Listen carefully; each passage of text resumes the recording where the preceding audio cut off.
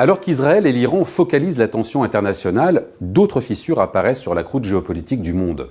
Et parmi les failles qui s'élargissent ces derniers temps, celle entre l'Algérie et le Mali a de quoi inquiéter.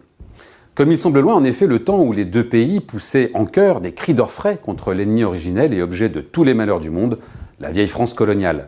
Rappelez-vous, en octobre 2021, comment l'envoyé spécial du président Tebboune à Bamako, à peine sorti de son entretien avec le Premier ministre malien de transition, Choguel Maïga, dénonçait avec force et vigueur la faillite mémorielle de l'ancien colonisateur.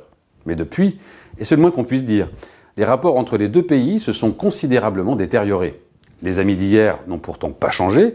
Abdelmadjid Tebboune, réélu démocratiquement en septembre avec 95% de voix, est toujours là.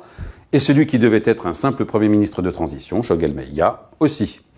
Oui, mais voilà, il y a 10 jours, lors de l'Assemblée générale de l'ONU, un autre Maïga, le vice-premier ministre cette fois-ci, a ouvertement accusé l'Algérie d'offrir le gîte et le couvert, certainement avec de succulents plats de tchèque-tchouka et de chorba, à des terroristes et des renégats en débandade. Les terroristes comprenaient les rebelles touaregs du Nord, ceux du Mouvement national de libération de l'Azawad, le MNLA.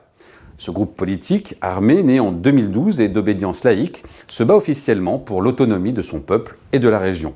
Pour ce faire, le MNLA n'hésite pas de temps à autre à faire ami-ami avec des groupes islamistes. Mais depuis 2015 et un accord de paix signé entre eux et l'État malien sous l'égide de l'Algérie, les choses s'étaient relativement calmées. Du moins, jusqu'en janvier de cette année, quand Bamako a décidé de déchirer le contrat. Les autorités maliennes accusent en effet l'Algérie de comploter avec les Touaregs et de faire du Mali son arrière-cour et un État paillasson. Pire encore, Alger a accordé l'exil au fameux imam Mahamoud Dicko, véritable gratte-cul du président Assimi Goïta, ce qui ne passe pas du tout du côté des putschistes maliens. L'imam avait été un temps le principal médiateur entre les rebelles du Nord et le pouvoir central, avant que tout ne dégénère en début d'année. Depuis lors, les tensions n'ont cessé de monter à la frontière des deux pays, où Alger, comme les Touaregs de l'Azawad, accusent Bamako d'exactions militaires, avec à leur côté les miliciens de Wagner. Plusieurs dizaines de morts seraient à déplorer depuis cet été. Au passage, les autorités algériennes n'ont pas manqué de faire savoir à leurs homologues maliens leur déception, à savoir que de se départir d'un vieux colonisateur pour se jeter dans les bras d'un nouveau, c'est pas bien.